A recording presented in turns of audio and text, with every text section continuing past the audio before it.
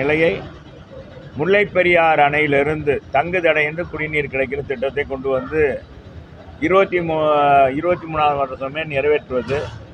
அது இந்த அரசாங்கம் வேணுமென்றே காலதாமதப்படுத்தி இங்கே இருக்கிற 2 அமைச்சர்கள் அவங்க தான் திட்டம் கொண்டு வரல. சரி, இருக்கிற கொண்டு வந்த திட்டங்களாச்சும் செயல்படுத்துறதுக்கு முயற்சி எடுத்திருக்கணும். மதுரை மக்கள் மீது உண்மையிலே அன்பும் பாசமும் இருக்குதுன்னு சொன்னால், இங்கே இருக்கிற திராவிட முன்னேற்ற கழகம், மதுரையில் வாழ்கிற திராவிட முன்னேற்ற கழக நிர்வாகிகள், மாமன்ற உறுப்பினர்கள், இப்போ மண்டல தலைவர் இல்லை, எல்லா மண்டல தலைவர் ராஜினாமா பண்ணிட்டாங்க. அது தெரியுமில்ல, மறந்துட போகிறீங்க, மக்கள் மறந்துடுவாங்க. மண்டல தலைவர் ராஜினாமா, நிலைக்குழு தலைவர் புதுசாக போடுறாங்களா, பழைய ஆளைய போடுவாங்களா? எது எப்படி போட்டாலும் சரியாப்பா, மக்கள் பணத்தை சூறையாடாமல் இருந்தால் சரிதான். வரி பணத்தை 200 கோடியை சுவாகா சுவாகான்னு பண்ணிட்டாங்க. இன்றைக்கி மேயர் உள்பட எல்லாரும், மேயர் கணவர் இன்றைக்கும் வந்து ஜாமீன் மறுக்கப்படுறார். ஆனால் அவர் மனைவி தொடருகிறார் மேயராக. மதுரையில் நீதிக்கு பேர் போன மதுரை, பொற்கை பாண்டியன் ஆண்ட மதுரை. பொற்கை பாண்டியன் என்ன தெரியுமா? அதெல்லாம் சொன்னால் வரலாறு ஆயிரம். அதாவது இரவு நேரத்தில் ஜெயந்தி, அதாவது காவல் காக்க ஒவ்வொரு வீட்டுக்கும் வருவாங்க. வந்து கதவு, அந்த காலத்தில் போலீஸ் இல்லை, காவல்துறை இல்லாத நேரத்தில் மதுரையில் வலம் வரும்போது அன்னைக்கு அந்த வீடுகளில் வந்து பார்த்துட்டு போவாங்க. ஒவ்வொரு வலம் வருவாங்க.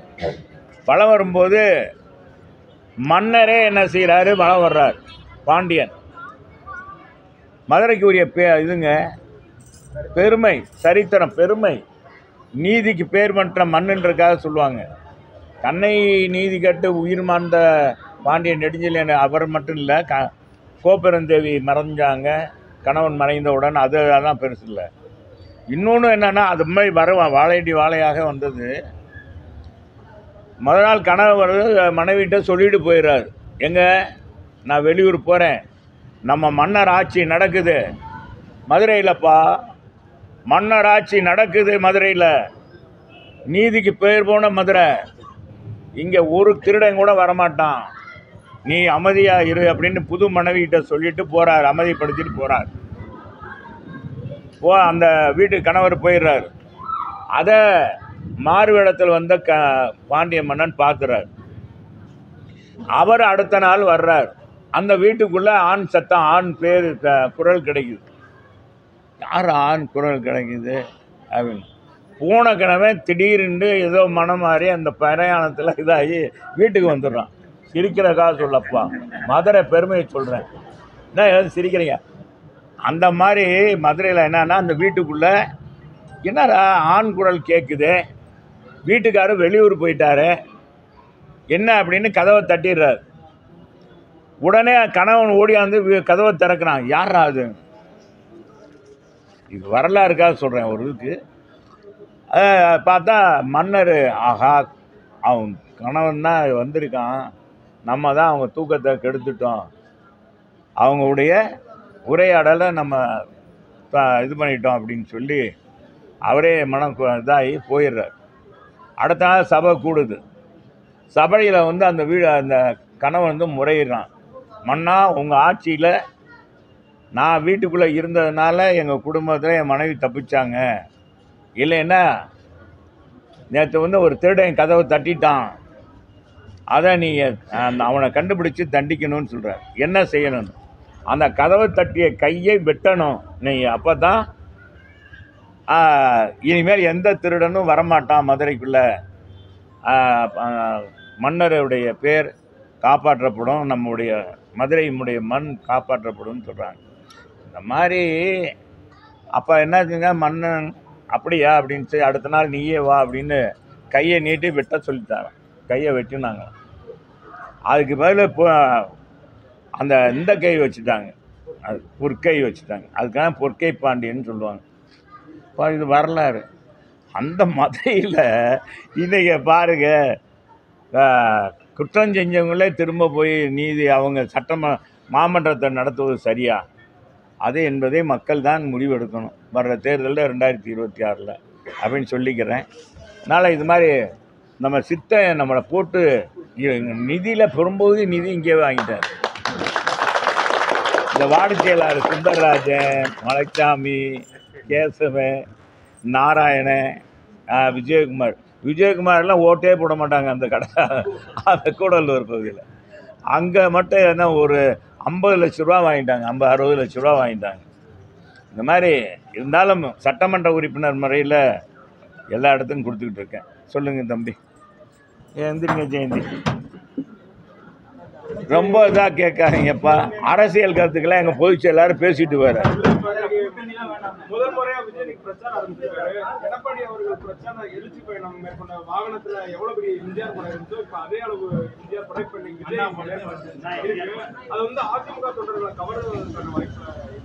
ஏங்க என்னதான் எப்படித்தான் விஜய் போட்டாங்க, எம்ஜிஆர் கொள்கை, எம்ஜிஆர் உருவாக்கிய கட்சி அதிமுக இருக்கு.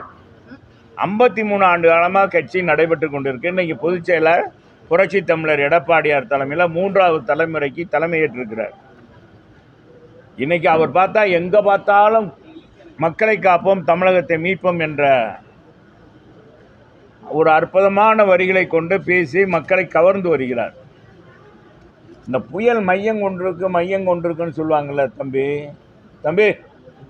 புயல் மையம் கொண்டிருக்குன்னு சொல்லுவாங்கள்ல, இன்னைக்கு இந்த இடத்துல மையம் கொண்டிருக்க மாதிரி எங்கள் பொதுச் செயலாளர் எங்கே இன்னைக்கு பிரச்சாரம் பண்ணுறோம் அங்கே வந்து மக்கள் கடல் கூடிடுறாங்க.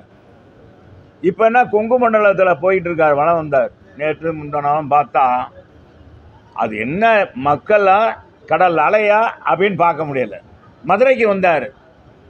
மதுரை மற்றொரு சித்திரத்தில் நீ எல்லாரும் மனச்சாட்சி பிராமணன் மற்றொரு சித்திரத்தில் மாதிரி 4 தொகுதியிலும் அவ்வளோ ஒரு கூட்டம். 4 சேர்த்து வைகை ஆற்றில் நம்ம நடத்தியிருந்தோம்னா சுந்தராஜ பெருமாள் எப்படி வைகை ஆற்றில் எழுதும்போது எவ்வளோ மக்கள் எழுச்சி இருக்குமோ அதே மாதிரி ஒரு எழுச்சி இருந்திருக்கும். 4 தொகுதியில் நடத்துங்கன்னு சொன்னதுனால நம்ம ஒரே இடத்துல நடத்தணும். அது மாதிரி எங்கே போனாலும் மக்கள் சிறப்பு இருக்குது. அதிமுகவுடைய சிறப்பு இன்னைக்கு மக்கள் வரவேற்கிறாங்க. எனவே அவரால் உருவாக்கப்பட்ட கட்சி, அவர்களுடைய கொள்கையை தாங்கியிருக்கிற கட்சி, தலைமை இன்றைக்கி 2 கோடிக்கு மேற்பட்ட தொண்டர்களை பெற்றிருக்க கட்சி இருக்கும்போது இவர் என்னதான் சொன்னாலும் சரி படத்தில் காமிக்கிற மாதிரி காமிச்சிட்டு போகலாமே ஒழிய வேற ஒன்றும் இல்லை. இதுக்கு பொதுச் செயலாளர் பதில் சொல்லுவார், நான் சொல்ல விரும்புவதில்லை. மதுரையில் ஒரு அமைச்சர் எந்த துறையிலும் டிபார்ட்மெண்ட் இது நடக்கல, ஊழல் நடக்கல, அதிமுக நடந்த ஊழல் எடுத்துக்காட்டவா அப்படின்ட்டு ஒரு இது வந்துருக்காரு. அவர் சொல்லத்தான் செய்வார். என் நாட்டில் பூரா ஈடி ரைடு நடந்துக்கிட்டு இருக்கு, இதே பண்ணிருக்காரு. அதே அமைச்சர் சொல்கிறாரு 30,000 கோடி இந்த மாதிரி சபரீசனும் நம்ம துணை முதலமைச்சரும் எங்கே வைக்கிறதுன்னு தெரியலன்னு 1 வருஷத்துலேயே பேசுனாங்கன்னு சொல்லி அவர் ஃப்ரெண்டுகிட்ட பேசுனது வெளியே வந்து தான் இன்றைக்கி பதவி இறக்கப்பட்டு வேகத்தில் இருக்கார். அடையாளத்துக்காக ஏதாச்சும் நீங்கள் அப்படி தான் போடணுன்றக்காக அப்படி வந்து பேசுகிறது. அதே அமைச்சர் தான் சொன்னார். அவர் தான் நம்ம சட்டமன்ற உறுப்பினராக இருக்கும்போது எங்களுடைய நகர உங்களுக்கு தெரியும் ஸ்மார்ட் சிட்டி பணியில் பெருத்த ஊழல் இருக்குது, இந்த பெரியார் பஸ் ஸ்டாண்டில் வந்து பஸ்ஸுகள் வந்து நிறுத்த முடியுமா, அதே கேட்டவர் தான் அவர் தான். பிடிஆர் பழனிவேல்ராஜனை தான் சொல்கிறீங்க தியாகராஜன். இதில் இத்தனை பஸ்ஸு எப்படி நிற்கணும், ஆயிரக்கணக்கான பஸ்ஸு எப்படி நிற்கினார். இப்போ அங்கே தான் பஸ்ஸு வந்து நின்றுட்டு போகுது, எல்லாம் நிற்கிது. இன்னும் இந்த காம்ப்ளெக்ஸ் திறக்கிறதுக்கு வக்கீலில் வகையில் அவர் தொகுதியில் மல்டி காம்ப்ளெக்ஸ் கட்டி 4 வருஷம் ஆச்சு. 4 வருஷமாக திறக்கிறதுக்கு ஒரு சட்டமன்ற உறுப்பினர், ஒரு அமைச்சர் நடவடிக்கை எடுக்கலை. அவர் பேசுகிறத நீங்கள் பெருசாக பேசுகிறீங்க. அவர் சும்மா இன்னைக்கு அவர் அரசியல் வியாபாரி ஆகிட்டார். இப்போ என்னென்னா மக்கள் தேர்தல் வருது, இதுவரைக்கும் அவர் மக்களவே பார்த்ததில்லை. எல்லாரும் புதுசாக இதை யார் புதுசாக இருக்குது அப்படின்னு பார்க்குறாங்க. சட்டமன்ற உறுப்பினர் மாதிரி நினைக்கல அவரை. பிரச்சார பயணத்தில் கூட்டணி கட்சிகளுக்கு வந்து அதிக தளர்வும், அதே போல எதிர்கட்சிகளுக்கு கொஞ்சம் அதிக கட்டுப்பாடும் இந்த அரசு விதித்திருக்கு. பொதுவாக இந்த அரசை பற்றி எல்லாருமே சொல்லிகிட்டு இருக்கிறது தான். இந்த மாதிரி ரொம்ப ஜனநாயக முறைப்படி ஒரு ஆட்சியாளர் ஆட்சியில் இருக்கவங்க எல்லாருக்கும் அந்த மரியாதை கொடுக்கணும், எல்லாருக்கும் அந்த ஜனநாயக கடமை ஆற்றுவதற்கு மக்களுடைய குறைகளை தான் எடுத்து சொல்ல பாருங்க. அரசாங்கத்துக்கு ஒரு எடுத்துக்கூறுகிற வகையில் தான். இப்போ எங்கள் தலைவர் காலத்தில் எங்கள் புரட்சி தலைவர் எடப்பாடியார் முதலமைச்சராக இருக்கும் 24,000 போராட்டங்கள் நடத்தினாங்க. இதே திமுக இம்மென்றால் போராட்டம் போராட்டம் ஏங்க டாஸ்மாக் அடைக்கணும் மூடணும்னு சொல்லி போராட்டம் பண்ணாங்க, கருப்பு சட்டை போட்டு ஏறாத மின் கட்டணத்துக்காக போராட்டம் பண்ணாங்க. இவங்க வந்து இப்போ ஏற்றிட்டு வருஷம் 6% ஏற்றுறாங்க திமுக. இப்படிலாம் செஞ்சாங்க. அவங்க ஆட்சியில் இன்றைக்கி என்னென்னா எதிர்கட்சியெல்லாம் முடக்க பார்க்குறாங்க. இதெல்லாம் முடக்க முடியாது. எங்க பொம்பனாலும் திமுக எக்கு கோட்டையை தொட முடியாது அப்படின்னு இப்போ முதல்வர் பேசியிருக்காரு. அவர் யாரை பார்த்து சொல்லியிருக்காரு? அந்த கட்சிக்குள்ளே இருக்கிற அந்த கட்சிக்குள்ள கோஷ்டியை பற்றி சொல்லியிருப்பார். யாரும் திமுகவை போய் யாருமே தொடவே மாட்டாங்க. இப்போ எல்லாரும் எம்ஜிஆர் ஆட்சி தான் அமைக்கணும்னு சொல்கிறாங்க. யாராச்சும் ஒரு ஆளாச்சும் கலைஞர் ஆட்சி அமைப்போம்னு சொல்லியிருக்காங்களா? யாராச்சும் சொல்லியிருக்காங்களா? தமிழ்நாட்டில் எத்தனையோ அரசியல்வாதி வர்றாங்க, புதுசாக வராங்க, நடிகர்கள் வந்தாலும் சரி, அடுத்து எம்ஜிஆர் ஆட்சி அமைப்போம்னு தான் சொல்கிறாங்க. அண்ணா திமுக பற்றி தான் பேசுகிறாங்க வெளியே திமுக பற்றி யாரும். திமுக ஒரு தீய சக்தின்றது மக்களால் தீர்மானிக்கப்பட்டது. அது விபத்தில் அப்பப்போ ஆட்சிக்கு வரும், விபத்தில் அப்படி அப்போ ஆட்சிக்கு வரும்.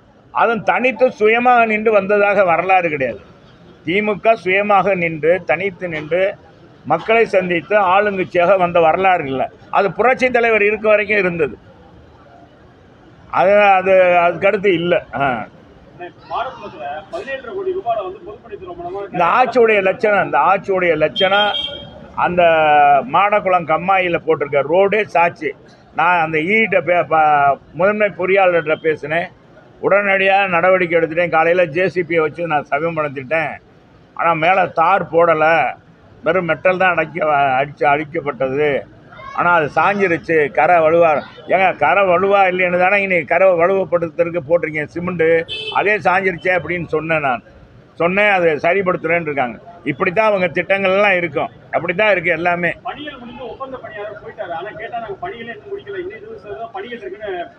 என்கிட்டே சொல்கிறார் சட்டமன்ற உறுப்பினர். நானும் போய் ஏற்கனவே அது போடும்போது போய் ஆய்வு பண்ணேன், மோசமாக இருக்குது அப்படின்னு சொல்லிட்டு வந்தேன். அந்த எஸ்டிஓ என் கூட வந்தார். எங்கள் மாடக்குளம் மக்கள் தான் என்னை கூட்டிகிட்டு போய் காமிச்சாங்க. அவங்க யாருக்கு விட்டாங்க டெண்டர், அவங்க தான் அவங்களுடைய நிதியில் நடக்குது, அவங்களுடைய நேரடி பார்வையில் நடக்குது. ஆனால் இப்படி ஒரு திட்டம் எப்படி இருக்குன்றது பிழிப்பான்னு ஆகிப்போச்சு. உடனே சாய வெளுத்து போச்சு. நாச்சியோடைய திட்டம் எப்படி இருக்கு பாருங்க. அவர் டிஃபன் பாக்ஸை கொடுத்துட்டு போயிட்டு இருக்காரு. அப்பா அவர் நாங்கள் இந்த மாதிரி திட்டங்கள் கொடுக்குறோம். அவர் என்னத்தை கொடுக்குறாரு? என்னத்தை ஒன்றாந்து என்னம்மா ஏதாச்சும் கொண்டாந்து கொடுத்துருக்காரா? 300 ரூபா பெருமான டிஃபன் பாக்ஸை கொடுத்துட்டா எங்கள் மக்கள் என்ன அவ்வளோ ஏமாந்தியலா? மேற்கு தொழில் மக்கள் ஏமாந்துருவாங்களா? என்னப்பா நீங்கள் அவர் தான் அப்படி நினைப்ப இருக்காருன்னா நீங்களும் நினைக்கலாமா? மிட்டாய் மக்களுக்கு என்ன, இந்த மதுரை இந்த மேற்கு தொழில் மக்களுக்கு என்ன செஞ்சுருக்கீங்க? மதுரை மக்களுக்கு என்ன செஞ்சீங்க? நாங்கள் கொண்டு வந்த திட்டத்தையே ஒழுங்காக இன்னும் ஸ்மார்ட் சிட்டி பணியே இன்னும் முடிக்காமல் இருக்கீங்க. இன்னும் 23 முடிக்க வேண்டிய குடிநீர் திட்டமே இன்னும் முடிக்காமல் இருக்காங்க இந்த அமைச்சர்கள். அதை முடிச்சுட்டு அப்புறமேல் டிஃபன் பாக்ஸ் கொடுத்தா மக்கள் கூட நினைப்பாங்க.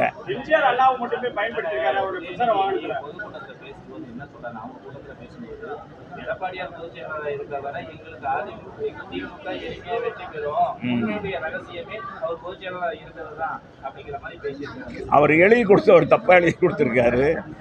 அடுத்த முதலமைச்சர் எடப்பாடியாக தான், புரட்சி தமிழர் தான். மக்கள் முடிவு எடுத்துட்டாங்க. உதயநிதியாக முடிவு எடுக்க போகிறார். உதயநிதி எடுத்து என்ன செய்ய? மக்கள் தான்ப்பா எஜமானர்கள், மக்கள் தான் நீதிமன்றம். சரி வாங்கப்பா.